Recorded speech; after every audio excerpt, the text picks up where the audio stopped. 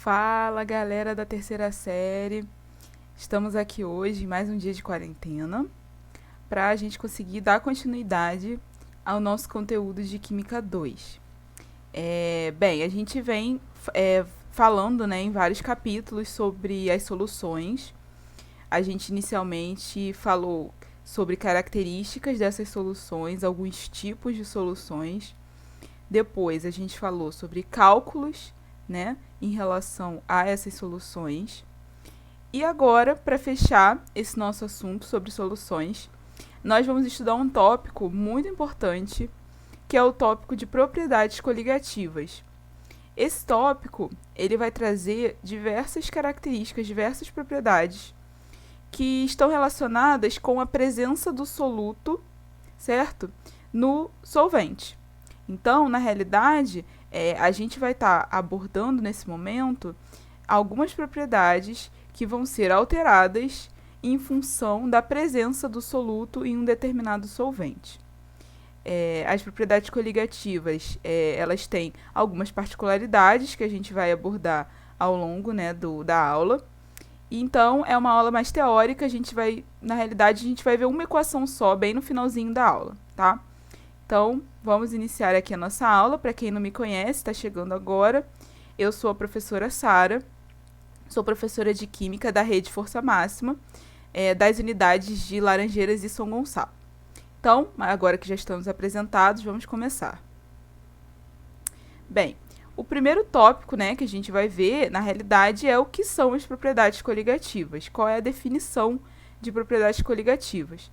E as propriedades coligativas nada mais são do que alterações que são causadas nas propriedades do solvente devido à adição de um soluto não volátil.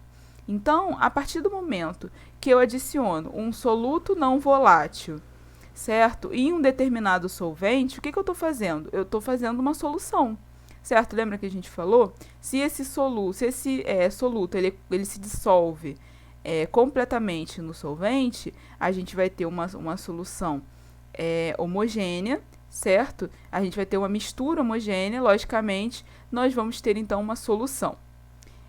Então, a partir desse momento, quando eu adiciono um soluto não volátil em um determinado solvente, formando a solução, vão acontecer alterações nas propriedades daquele solvente em função da presença do soluto não volátil. Por exemplo, quando eu dissolvo sal na água e eu aqueço essa solução, essa solução ela vai entrar em ebulição mais lentamente do que se a água estivesse pura.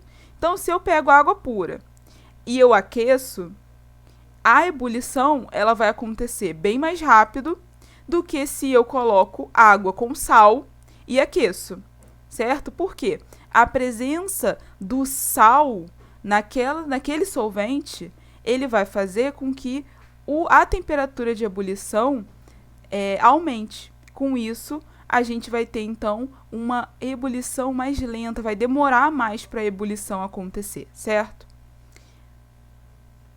Aí aqui eu coloquei uma figura só para mostrar para vocês como que mais ou menos isso aqui acontece. Olha só, eu tenho aqui o sal. O sal, ele é sólido, certo? Ele é formado por Na+, Cl-, ele é formado por íons, certo? Isso aqui, esse cubinho, é só para mostrar como que esses sódios, né, e esses cloros, o sódio, no caso aqui é o marronzinho, e o cloro é o verdinho. Como que esses sódios, esses íons sódio, esses íons cloro estão dispostos na estrutura do sal. Mas isso aqui não é importante, não. O que vocês têm que entender é que aqui a gente tem o sal sólido formado pelos íons Na+ e Cl-. Quando eu adiciono esse sal na água, o que vai acontecer? As moléculas de água, né, que são essas moléculas aqui, ó, que são as bolinhas vermelhinhas e as bolinhas brancas, elas começam a desfazer essa estrutura, tá vendo? Que desfez a estrutura. E os íons, eles passam a interagir com as moléculas de água. Então, o que está acontecendo, gente? Antes, o soluto, ele estava sozinho e a água estava sozinha. Então, com o soluto sozinho, ele vai ter determinadas interações, certo? E a água pura, ela também vai ter determinadas interações. Quando eu junto os dois, junto o sal e junto à água, eu trago novas possibilidades de interações, certo? Entre o sal e a água. Então, nesse momento, quando eu trago essas novas possibilidades de interações entre soluto e solvente, eu altero as propriedades do solvente. E aí é que a gente tem a origem, então, dessas propriedades coligativas. Elas têm origem nessa interação que acontece entre soluto e solvente, pela presença dos dois ali juntos no mesmo sistema, tá? Então, só para ilustrar como que mais ou menos acontece isso, qual é a origem, né, dessas propriedades coligativas. E aí agora, então, a gente vai ver quais são essas propriedades coligativas. Elas vão se dividir em 4 tipos. A gente tem a tonoscopia, a ebulioscopia, crioscopia e osmoscopia, certo? Esses são os 4 tipos de propriedades coligativas que existem. A gente vai ver cada uma com calma nos slides daqui a pouquinho. E essas 4 propriedades, elas estão relacionadas com a pressão máxima de vapor do solvente, certo? Então, para que a gente consiga entender como que essas propriedades elas vão acontecer, ou como que elas ocorrem, a gente precisa primeiro entender o que é pressão máxima de vapor, para eu conseguir depois compreender como que acontecem esses 4 tipos de propriedades, ok? Então, vamos ver agora como que funciona a pressão máxima de vapor. A pressão máxima de vapor nada mais é do que a pressão que é exercida pelos vapores do líquido, certo? Ou seja, o vapor saturado, a gente já vai ver o que é esse vapor saturado, quando eles estão em equilíbrio dinâmico com o próprio líquido. Então, vamos lá. Tem 2 coisas aqui que são estranhas para vocês. Primeiro, é o que é esse vapor saturado, né? Que exerce pressão no líquido, do solvente. E segundo, o que é equilíbrio dinâmico, certo? Então, são 2 coisas que vocês não estão acostumados aí, e a gente vai explicar aqui, levando em conta esse passo a passo que está na figura. Então, vamos lá. Vamos olhar para essa primeira figura aqui? O que a gente tem aqui? Eu tenho um recipiente, certo? E esse recipiente, ele contém um certo solvente aqui, ok? Um certo líquido aqui. E eu tenho aqui um êmbolo móvel, né? Um êmbolo móvel é como se fosse uma tampa que se move de acordo com o aumento ou diminuição de pressão, certo? Igual como se fosse uma seringa, não tem aquela seringa que a gente pode aumentar, né? Abrir ou fechar, seringa de remédio e tal. Então, é mais ou menos isso. A gente tem um êmbolo que ele se mexe, eu posso mover ele de acordo com a pressão que é exercida aqui dentro. Então, a gente tem aqui um sistema fechado, certo? Aqui esse êmbolo ele está fechando ali o líquido para o meio externo, então a gente tem aqui um sistema fechado com o líquido aqui dentro.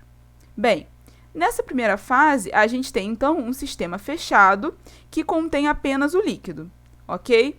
Então, essa fase inicial aqui é só o sistema fechado mesmo com o nosso líquido que a gente está analisando. Agora, vamos observar essa segunda figura aqui, ó. O êmbolo móvel, ele subiu, certo? E começou a aparecer aqui o quê? Começaram a aparecer gases. Da onde que vêm esses gases? Esses gases, eles vêm da vaporização do líquido, da vaporização natural, aquela que acontece naturalmente. Eu não tô forçando ele, aplicando calor, né? Eu tô vaporizando normalmente, igual quando a gente coloca uma roupa para secar no varal, certo? Que a gente deixa ela ali evaporando, certo? Naturalmente. Aqui é isso que está acontecendo. A gente está evaporando esse líquido naturalmente. E aí começa a formar, então, aqui o gás, que são justamente os gases do líquido, oriundos, né, da vaporização desse líquido, da evaporação desse líquido. Ok. O que são essas setinhas aqui? Essas setinhas, elas representam os movimentos de evaporação e de condensação, certo? Porque os dois estão ali acontecendo ao mesmo tempo. Ao mesmo tempo que você tem uma parte do líquido que está vaporizando, uma parte desse vapor, né, desse gás, ele acaba retornando também para a fase líquida, então ele condensa. Então, a gente tem os 2 processos acontecendo ali simultâneos, a vaporização e a condensação. Essa setinha aqui, que está para cima, ela representa a vaporização, porque é o movimento do líquido indo para a fase gasosa. E essa setinha que está apontando para baixo, ela representa a condensação, que é o movimento do gás se tornando líquido, certo? Então, o que está acontecendo? Nessa fase intermediária, o líquido ele começa a evaporar, certo? Então, a gente tem que a velocidade de evaporação nesse estágio é maior do que a velocidade de liquefação. E isso a gente consegue perceber na figura. Olha só, aqui, essa setinha, ela está o quê? Ela está maior, certo? Então, a gente tem aqui um vetor, como se fosse um vetor, né? Maior, representando que essa velocidade aqui, ela está maior. Então, a velocidade de evaporação é maior. E a velocidade aqui de liquefação ou de condensação, ela está menor, certo? O vetor aqui está menor. Então, nesse estágio, o líquido ele começa a evaporar, tendo uma velocidade de evaporação maior do que a velocidade de liquefação. O vapor dentro do sistema fechado, ele começa a exercer pressão sobre a superfície do líquido. Então, esse vapor aqui, que antes não estava aqui, né? Esse vapor, ele começa a exercer uma pressão aqui, ó, na superfície do líquido, certo? A partir desse momento que ele começa a evaporar. Ok, então está evaporando, certo? Em um determinado momento, a gente começa a ter uma quantidade grande de moléculas de vapor, certo? Nesse momento, quando a gente tem a quantidade máxima de vapor que o sistema consegue suportar, é que a gente tem o chamado vapor saturado. Ou seja, a partir daquele ponto, o sistema ele já não consegue mais comportar novas moléculas de gás, certo? Então, aquela quantidade de gás que tem ali, ela vai permanecer fixa, ela não vai ser alterada. É a quantidade máxima de gás que aquele sistema permite. Nesse momento, quando a gente atinge essa quantidade máxima de gás que o sistema permite, a pressão que essa quantidade de gás máxima exerce no líquido é o que a gente chama de pressão máxima de vapor, certo? Então, nesse estágio aqui, a gente tem a quantidade máxima de gases que o sistema consegue suportar. E nesse momento, essa quantidade máxima de gases exerce, então, a pressão na superfície do líquido, que é, então, a pressão máxima de vapor, ok? E o que seria esse equilíbrio dinâmico? Aqui, nesse estágio, a gente diz que foi atingido o equilíbrio dinâmico. Por que a gente diz que foi atingido o equilíbrio dinâmico? Porque a velocidade de evaporação, ela está igual a velocidade de liquefação, a velocidade de condensação. Então, a gente atingiu o equilíbrio porque a quantidade de líquido, como a velocidade de evaporação e de liquefação é a mesma, a quantidade de líquido não vai alterar e nem a quantidade de gás vai alterar. Elas vão ficar fixas, a mesma quantidade, quando atinge o equilíbrio dinâmico. Só que ele é um equilíbrio dinâmico porque isso não significa que o sistema está parado.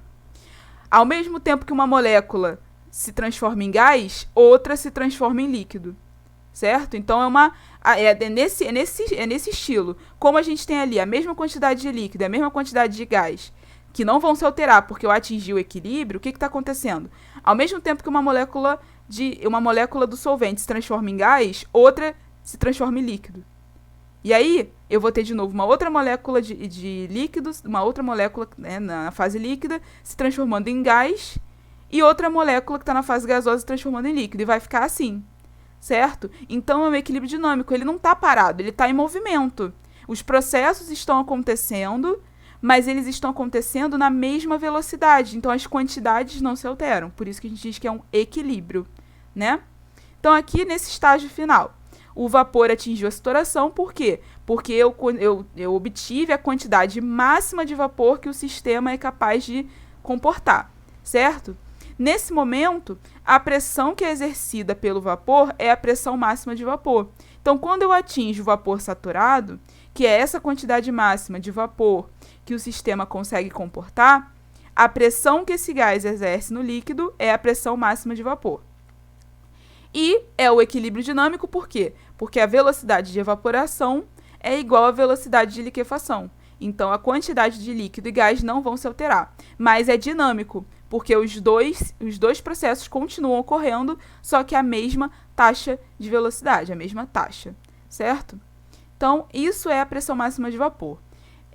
Agora que a gente já entendeu como que é a pressão máxima de vapor e como que ela funciona em relação ao líquido, né, em relação ao solvente, a gente pode, então, aplicar esse conceito para entender as propriedades coligativas, certo?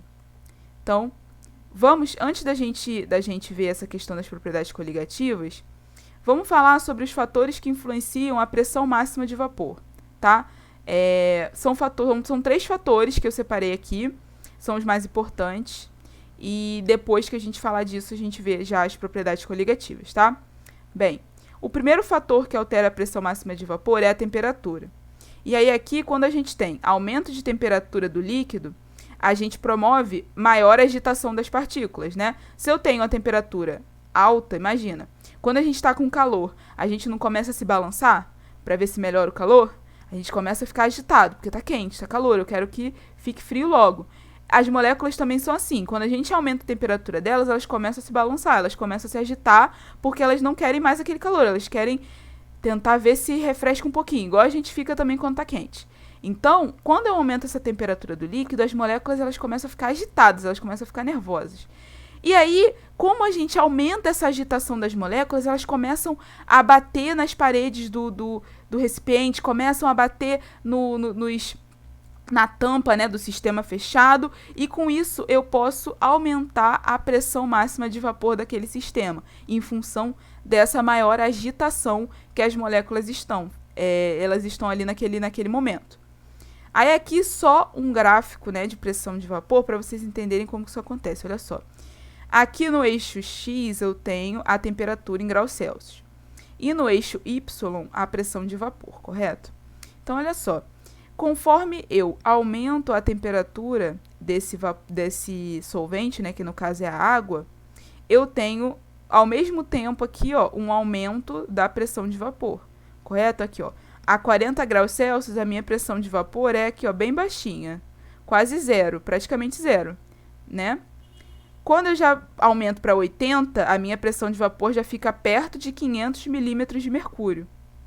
Se eu vou para 120, a pressão de vapor já aumenta para 1.500 milímetros de mercúrio. Então, percebam que aqui a gente tem um aumento da pressão de vapor com o aumento da temperatura. Então, a temperatura ela altera a pressão máxima de vapor dessa forma. Quanto maior é a temperatura, maior vai ser a pressão máxima de vapor. O segundo fator é a natureza dos líquidos. E o que acontece com a natureza dos líquidos? Em líquidos mais voláteis, a gente tem menores temperaturas de ebulição.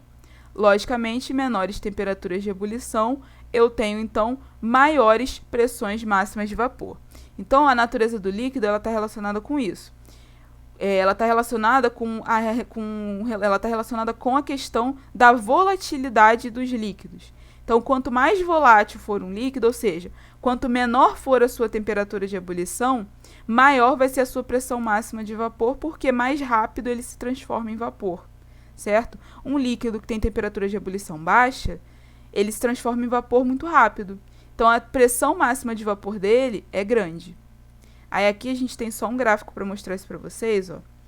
A gente tem aqui o etoxietano, que é essa curvinha aqui azul, o etanol, que é a curvinha vermelha, e a água, que é a curvinha verde.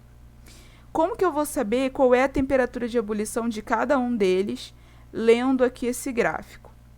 Bem, para a gente saber qual é a temperatura de ebulição de cada uma dessas substâncias, é só a gente observar qual é a temperatura, né, onde a pressão aqui ela é 760 milímetros de mercúrio, ou 1 atm. Então, eu vou vir aqui no eixo Y, onde está a pressão, e eu vou procurar aqui a pressão de 760 milímetros de mercúrio, que é a pressão no nível do mar, certo? 1 atm. Então, aqui eu vou procurar. Tá aqui, né? 760 milímetros de mercúrio. Então, eu vou prolongar aqui uma reta nessa direção, ó.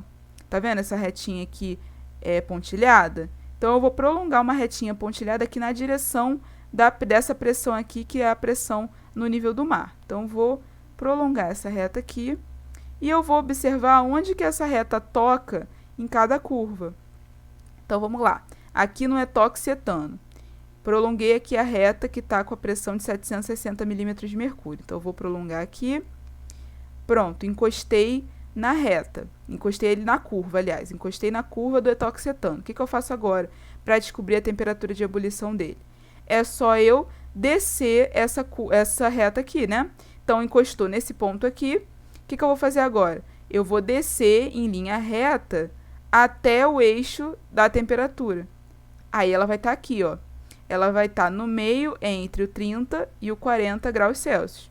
Então, a temperatura de ebulição do etoxetano, ela está mais ou menos em 35 graus Celsius, que é a metade, ali a média entre 30 e 40, certo? Então, aqui, ó, como que eu faço a leitura? Eu vou procurar a pressão de 760 milímetros de mercúrio ou um ATM. Achei essa pressão. E agora, o que eu faço? Prolongo aqui uma reta, certo? Uma reta horizontal. E aí, para analisar de cada substância, eu vou prolongar essa reta horizontal até encostar na curva. Encostou na curva, eu vou prolongar, então, agora uma reta vertical até encostar no eixo da temperatura. E vou ler a temperatura de ebulição deles aqui embaixo. Então, o etoxetano, a gente já viu que tem uma temperatura de ebulição de mais ou menos 35 graus Celsius. O etanol, vamos fazer a mesma coisa, ó, prolonguei aqui a retinha, encostei na curva, vou descer agora. O etanol, ele tem uma temperatura de ebulição perto de 80. Vamos aproximar aqui para 80, mais ou menos. E a água, vou prolongar aqui, ó, encostei aqui, desci linha reta, 100 graus Celsius. Correto? A temperatura de ebulição da água. Então, olha só, etoxetano tem temperatura de ebulição de 35, o etanol tem uma temperatura de ebulição de mais ou menos 80 e a água tem a temperatura de ebulição aqui de 100. Ou seja, gente, o etoxetano é o mais volátil dos três, certo? O etoxetano é o mais volátil, o etanol é o intermediário, porque ele tem uma temperatura de ebulição intermediária, e a água é o que tem a maior temperatura de ebulição, que é 100. Então, aqui é mais volátil e a água é o menos volátil de todos. Se o etoxetano é o mais volátil, significa que ele tem a maior pressão máxima de vapor. E a gente consegue observar isso só no gráfico. Olha só, gente, olha a curva do etoxetano. A região da curva do etoxetano é uma região de altas pressões, olha aqui, de 200 até 800 aqui, é uma região de altas pressões. O etanol, ele começa lá embaixo e depois é que ele sobe, e assim mesmo ele sobe bem devagar. A água, mesma coisa, ela começa com uma pressão bem baixa e vai subindo bem devagar. Por quê? Justamente ela tem menor temperatura de ebulição. Então, a gente interpreta esse gráfico aqui dessa forma. Primeiro, a gente acha qual é a temperatura de ebulição de cada substância para descobrir qual é a mais volátil e qual é a menos volátil. E aí, então, sabendo quem é a mais volátil, eu já sei que essa substância é a que tem maior pressão máxima de vapor. E a que for menos volátil é a que tem menor pressão máxima de vapor, ok? Aqui é só para vocês saberem, ó, o ponto de ebulição de uma substância é a temperatura na qual a pressão máxima de vapor se iguala à pressão atmosférica. Por isso que a gente lê em 760 milímetros de mercúrio, que é a pressão atmosférica, ou um ATM se estiver na escala de atmosferas, certo? Então, aqui a gente lê o ponto de ebulição, a temperatura de ebulição, no ponto onde a pressão máxima de vapor é igual à pressão atmosférica, que é 760 milímetros de mercúrio ou um ATM, tá? Só para reforçar o que a gente já tinha falado. Bem, e o último fator é a altitude, que está relacionada com a pressão atmosférica. Quanto maior é a altitude, menor é a minha pressão atmosférica. Logicamente, vai ser menor o ponto de ebulição e, com isso, eu vou ter menores pressões máximas de vapor. Então, aqui, vamos observar esse quadrinho aqui, olha só. Aqui a gente tem Rio de Janeiro, São Paulo, Campos do Jordão, Cidade do México e La Paz. Então, a gente tem aqui 5 cidades. E aqui ele te dá a altitude dessas cidades em relação ao nível do mar e o ponto de ebulição aproximado da água nessas regiões. Então, o Rio de Janeiro, que é onde a gente mora, a altitude em relação ao nível do mar é 0 metros, porque o Rio de Janeiro é uma cidade, né, litorânea, então ela está ali no nível do mar. Então, se ela está no nível do mar, a pressão vai ser, logicamente, o ponto de ebulição aproximado da água vai ser aquele que a gente leu lá naquele gráfico, né, em 760 milímetros de mercúrio, ou 1 atm, né, que é a pressão atmosférica. Então, o ponto de ebulição da água aqui vai ser 100 graus Celsius. Em São Paulo, eu já tenho 750 metros de altitude. Observem que o ponto de ebulição da água já diminuiu. Por quê? Se eu aumentei a altitude, o ponto de ebulição diminui e, logicamente, a pressão máxima de vapor também diminui. Campos do Jordão, aumentei mais ainda a altitude. A temperatura de ebulição da água diminuiu ainda mais, certo? E, consequentemente, sua pressão máxima de vapor também diminuiu. E assim por diante, certo? Então, aqui a gente tem essa relação em questão em relação, né, à altitude, pressão atmosférica e pressão máxima de vapor. Como que essa pressão máxima de vapor vai variar se eu tiver em diferentes altitudes, tá? Vamos agora, então, começar a falar sobre os efeitos coligativos, que a gente falou lá no início da aula, que são aqueles 4 efeitos que a gente já falou lá no início. A gente vai agora falar especificamente sobre cada um deles. O primeiro que a gente vai ver é a tonoscopia. A tonoscopia é o efeito de abaixamento da pressão de vapor do solvente em função da adição de um soluto não volátil. Então, a gente tem mais ou menos esse perfil aqui, ó. Eu tenho o aumento da quantidade de partículas de soluto, e esse aumento da quantidade de partículas do soluto ocasiona no solvente uma diminuição da pressão máxima de vapor, certo? Vamos ver como que isso acontece aqui rapidinho na prática, olha só. Nessa primeira figura aqui, eu tenho a água pura em equilíbrio com os vapores de água aqui em cima. Lembra que a gente viu lá naquela explicação de pressão máxima de vapor que a água líquida ela está em equilíbrio com as moléculas de água que foram evaporadas, né? Ali aquelas moléculas gasosas. Então, aqui eu tenho a água pura e aqui eu tenho a água que está evaporando, né? O vapor de água que está em equilíbrio aqui. Se eu adiciono agora nessa água pura açúcar, o que eu estou fazendo? Eu estou adicionando soluto e a água passou a ser o meu solvente. Então, eu estou formando aqui uma solução. Nesse último estágio aqui, eu tenho, então, a solução de água e açúcar. E olha o que aconteceu com as moléculas de vapor. Eu diminuí o número de moléculas de vapor que estão em equilíbrio com a água. Então, se eu diminuir aqui o número de moléculas de vapor que estão em equilíbrio com a água, a pressão que essas moléculas de vapor vão exercer no líquido vai ser menor, certo? Então, a pressão máxima de vapor do líquido, ela diminuiu, certo? Porque agora eu estou evaporando uma quantidade menor de água, certo? Então, a pressão máxima de vapor, ela diminuiu. Então, quando eu adiciono soluto em um determinado solvente, essa pressão máxima de vapor, ela diminui. É isso que a gente está vendo aqui no desenho. Aí, aqui eu tenho só um gráfico para mostrar isso para vocês, olha só. Aqui tem a curva da água pura, que é essa curva contínua aqui. E essa curva pontilhada, ela representa a curva de uma solução 1 molar de glicose ou sacarose na água, certo? Então, aqui, curva da água pura, que seria esse primeiro momento aqui. E a curva pontilhada é a curva de uma solução 1 molar de glicose ou sacarose na água, tá? Então, já é uma solução, já tem soluto aqui. A pressão máxima de vapor da água pura a 25 graus Celsius vale 23,76 milímetros de mercúrio. Já se eu pegar na mesma temperatura e ver a pressão máxima de vapor da solução já com o soluto, né? Qual vai ser essa pressão máxima de vapor? 23,34. Ou seja, eu tive uma queda da minha pressão máxima de vapor. Então, quando eu adicionei soluto, a pressão máxima de vapor na mesma temperatura, ela diminuiu.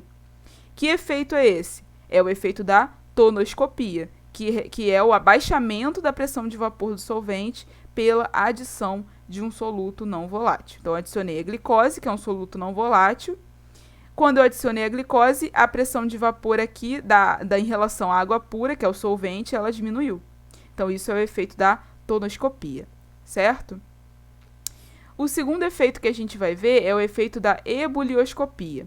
A ebulioscopia, ela representa o aumento da temperatura de ebulição do solvente em função da adição de um soluto não volátil. Então, aqui, olha só, eu tenho um aumento da quantidade de partículas do soluto, né? E aí, consequentemente, se eu tenho um aumento da quantidade de partículas do soluto, eu vou ter, então, um aumento da temperatura de ebulição do líquido. Lembra que a gente deu o exemplo da água lá no início do capítulo, que eu falei para vocês? Que quando eu adicionava sal na água, o que acontece? A gente aumenta aquela temperatura de ebulição do líquido, ou seja, a água ela vai demorar mais para entrar em ebulição. Então, esse efeito é a ebulioscopia. Aqui eu tenho um exemplo para mostrar para vocês, olha só. Eu tenho aqui água pura, aí eu tenho aqui o aquecimento, certo? O aquecimento dessa água pura, ela vai acontecer em 100 graus Celsius, certo? Se tiver aqui um ATM. Se eu coloco um soluto nessa água e eu aqueço, aí eu aqueci aqui até 100 graus, não entrou em ebulição. Olha só, aqui já estava em ebulição, a 100 graus, com a água pura. A água aqui com o soluto, eu aqueci até 100 graus e não aconteceu nada, não entrou em ebulição. Então, eu tenho que aquecer mais, então eu vou ficar mais tempo aquecendo. Então, eu tenho que aquecer mais. Aqueci mais até uma temperatura maior do que 100 graus. Aí, aqui começou a entrar em ebulição, aqui as bolinhas de gás já formando. Então, quando eu adiciono um soluto não volátil em um solvente, eu estou aumentando a temperatura de ebulição daquele sistema, né, daquele solvente ali naquela solução. Então, aqui a gente tem um gráfico que vai mostrar isso pra gente, olha só. Aqui a gente tem a curvinha da água pura. Aqui a gente tem a curvinha de uma solução de 0,5 molar de água e um determinado soluto. E aqui eu tenho uma solução 1 molar de água e um determinado soluto que eu não sei qual é, que não estava escrito no gráfico. Então, aqui vamos um soluto hipotético aqui.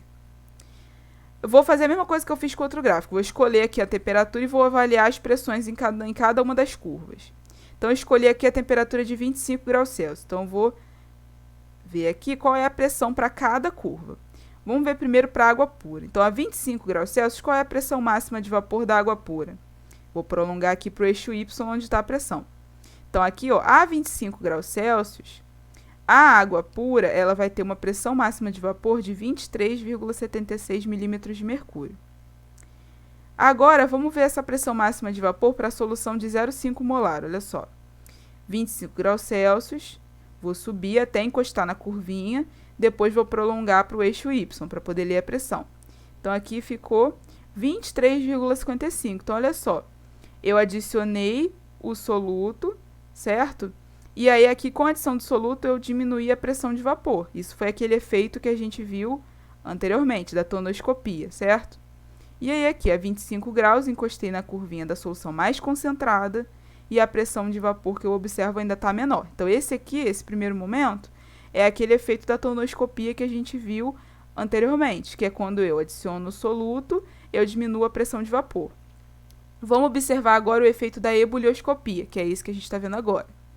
Para a gente ler a temperatura de ebulição num gráfico desse tipo, de pressão, né, por temperatura, o que eu tenho que fazer? Lembra que a gente fez nos slides anteriores? A gente tem que primeiro aqui achar qual é a pressão, né, no eixo Y, que representa a pressão externa, que representa a pressão atmosférica.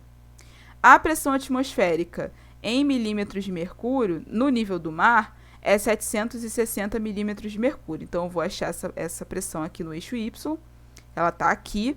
Se aqui a pressão tivesse em atmosfera, em ATM, a gente iria procurar um ATM, certo? Então, aqui achei o valor, né, onde a pressão externa é igual à pressão de vapor, que é 760 milímetros de mercúrio. Beleza, então achei aqui a pressão. O que eu vou fazer agora? Vou traçar a reta horizontal até encostar na curva. E aí, depois eu desço para ler a temperatura de ebulição. Então, vamos lá. Achei a pressão de vapor, que está igual à pressão externa, que é 760 milímetros de mercúrio. Vamos fazer primeiro para água pura. Então, eu vou aqui prolongar essa reta horizontalmente até encostar na curva da água pura. Aqui, encostei. Beleza, agora o que eu vou fazer? Vou descer para ler a temperatura. Então, estou descendo aqui, desci. Aí aqui, ó, ele está dizendo para mim que nessa temperatura, o valor aqui do eixo X é 100 graus Celsius. Então, a temperatura de ebulição da água pura é 100 graus Celsius. Agora, eu vou fazer a mesma coisa para a solução de 0,5 molar. Vou prolongar aqui, ó, a partir dos 760 milímetros de mercúrio até encostar na curva. Ó. Encostei, agora eu vou descer. Beleza. Qual é essa temperatura aqui? Ele está me dizendo que é 100,26 graus Celsius. Então, ó, aumentei a temperatura de ebulição quando eu adicionei soluto. Vou ver agora na solução mais concentrada, que é a de 1 molar. Vou estender aqui a reta até encostar e vou descer.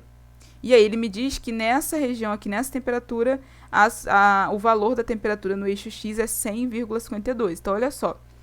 Quanto mais concentrada está a minha solução, maior é a minha temperatura de ebulição. Esse é o efeito da ebulioscopia, certo? Então, a temperatura de ebulição da água pura é a menor de todas. Conforme eu vou adicionando o soluto, ou seja, conforme eu vou aumentando a quantidade de partículas de soluto, a temperatura de ebulição daquele líquido ela vai aumentar. Muito bem. Então, agora vamos ver o efeito da crioscopia. O efeito da crioscopia ela é o abaixamento da temperatura de congelamento do solvente pela adição de um soluto não volátil. Então, esse efeito aqui, ó. Eu aumento a quantidade de partículas de soluto, e aí, quando eu aumento a quantidade de partículas do soluto, eu diminuo a temperatura de congelamento do líquido, certo? Na prática, tem uma coisa muito interessante que dá para a gente fazer usando esse efeito, usando a crioscopia. Todo mundo aqui já deve ter usado, né, aqueles coolers, né, de praia, que a gente coloca gelo e aí leva bebida para a praia para poder beber na praia. Pois é. Um dos problemas é que as pessoas, né, falam que que as bebidas elas nunca ficam tão geladas quanto poderiam quando a gente usa esses coolers com gelo, né? Então, uma alternativa, né, que vai deixar a bebida de vocês bem mais gelada do que se tivesse só gelo é a gente colocar um pouquinho de sal misturado no gelo dentro do cooler. Por quê? Quando eu adiciono sal ali no gelo, o gelo nada mais é do que água, a água no estado, né, sólido. Então, o que vai acontecer? Quando aquele sal, né, entrar em contato com a água lá do gelo, eu vou estar formando ali uma solução. Concorda comigo? É a água com sal, então eu estou formando uma solução. Estou aumentando a quantidade de partículas do meu soluto. Consequentemente, o que vai acontecer com a temperatura de congelamento ali do gelo, ali, né, da água? Ela vai diminuir.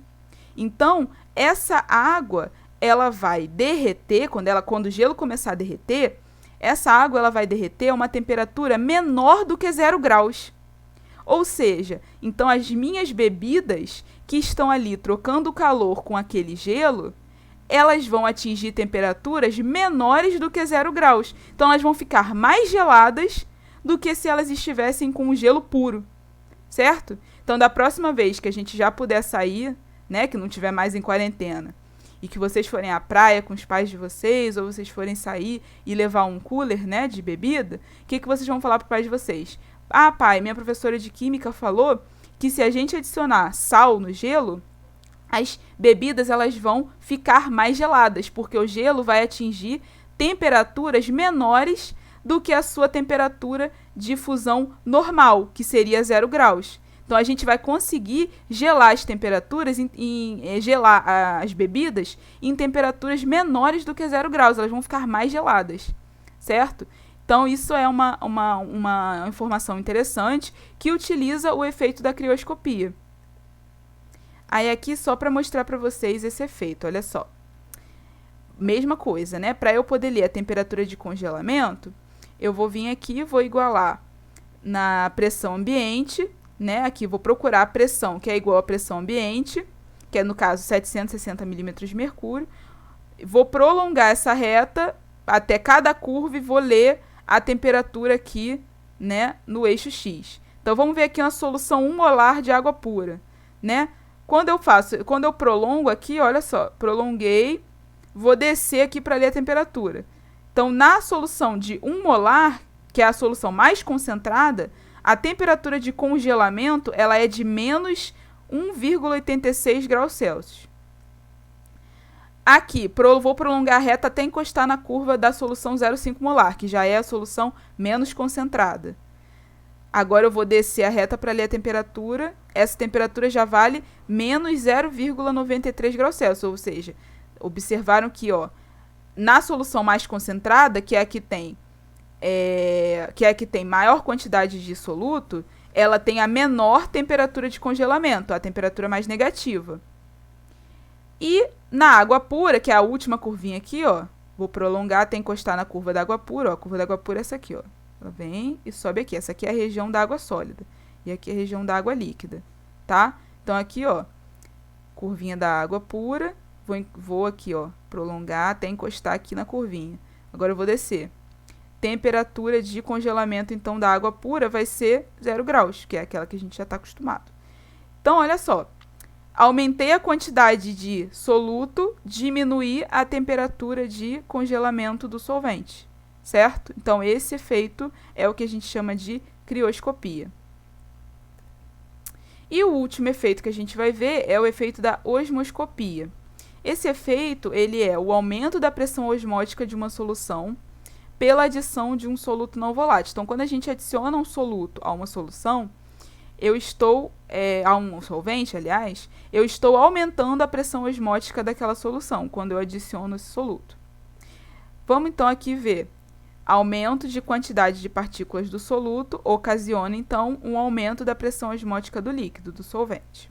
O que seria essa osmose? Só para a gente relembrar. O que é a osmose? A osmose é quando a gente tem aqui, uma membrana semipermeável dividindo dois líquidos com concentrações diferentes. Um está mais diluído e o outro está mais concentrado, certo? E aí, então, essa passagem aqui, do líquido, ela acontece sempre aqui, no caso da solução mais diluída para a solução concentrada. Então, essa passagem aqui de líquido, ela acontece no sentido da solução diluída para a solução concentrada. Então, a solução concentrada, com o tempo, ela vai ficar com mais solvente, com a quantidade de líquido maior do que a solução diluída, certo? Então, essa aqui representa a passagem do líquido nessa membrana semipermeável. Então, aqui eu tenho solução diluída, o movimento aqui que o líquido vai fazer vai ser nesse sentido aqui, no sentido da solução mais diluída para a solução concentrada. Bem, então agora a gente vai ver o nosso último efeito coligativo, que é o efeito da osmoscopia. A osmoscopia é o aumento da pressão osmótica de uma solução pela adição de um soluto não volátil. Então, é mais ou menos isso aqui, Eu aumento a quantidade de partículas do soluto e o resultado que eu vou ter disso é um aumento da pressão osmótica do líquido, daquela solução. E aí, só para a gente relembrar como que funciona a osmose ela é um sistema, onde eu tenho uma membrana semipermeável dividindo duas soluções, uma solução mais diluída e uma solução mais concentrada. E aí, a passagem do solvente, ou seja, a passagem do líquido, ela sempre vai acontecer no sentido da solução mais diluída para a solução mais concentrada. E aí, eu vou ter essa passagem de solvente da solução diluída para a solução mais concentrada até que a pressão osmótica dos dois lados se iguale, certo? Ou seja, até que eu tenha soluções isotônicas com pressão osmótica iguais, certo? Isso aqui é a osmose. Se eu quiser calcular a pressão osmótica de uma solução, é só eu utilizar, então, essa equação aqui. A gente representa a pressão osmótica pelo símbolo π, certo? Pela letra π. E aqui a equação nada mais é do que π igual a molaridade, que é o Mzão maiúsculo aqui, a molaridade, que é a concentração molar da solução em mol por litro, certo? Vezes R, que é a constante universal dos gases, e aí a gente sabe que eu tenho vários valores possíveis para a constante universal dos gases. Aqui eu coloquei 2, que são os que vocês mais vão utilizar. Esse R ele pode valer 0,082 atm vezes litro, vezes mol menos 1, vezes Kelvin a menos 1. E também ele pode valer 62,3 milímetros de mercúrio, vezes litro, vezes mol menos 1, vezes Kelvin a menos 1. Como que eu vou saber qual é a constante que eu vou usar? Vai depender das unidades que você está utilizando na equação. Aqui, no caso, a única unidade que vai mudar é a unidade da pressão. Por quê? A molaridade sempre é mol por litro, então a unidade não muda. E a temperatura ela vai ser sempre em Kelvin, então também não vai mudar. Temperatura sempre em Kelvin, molaridade sempre em mol por litro. Então aqui o R que eu vou utilizar vai depender de qual unidade de pressão que eu quero obter. Então, por exemplo, se eu quero obter o π, né, que é a pressão osmótica, em atm, eu vou usar 0,082 atm vezes litro vezes mol menos 1 vezes Kelvin menos 1. Por quê? Eu vou usar a constante que contém a unidade de pressão que eu quero. Se eu quiser obter pressão osmótica em milímetros de mercúrio, eu vou utilizar então a constante universal de 62,3, porque nessa constante eu tenho a unidade de milímetros de mercúrio, certo? Então, a escolha da constante ela vai depender de qual unidade de pressão que vocês querem obter. E, por fim, o T maiúsculo aqui da equação representa a temperatura absoluta sempre em Kelvin, certo? Sempre em Kelvin, não se esqueçam disso. Bem, então essa foi a nossa aula. Espero que ela tenha sido uma aula bastante interessante, bastante proveitosa.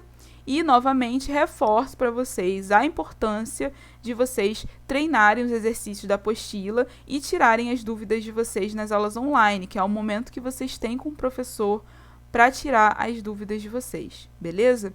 Então, até a próxima. Tchau, tchau, galera!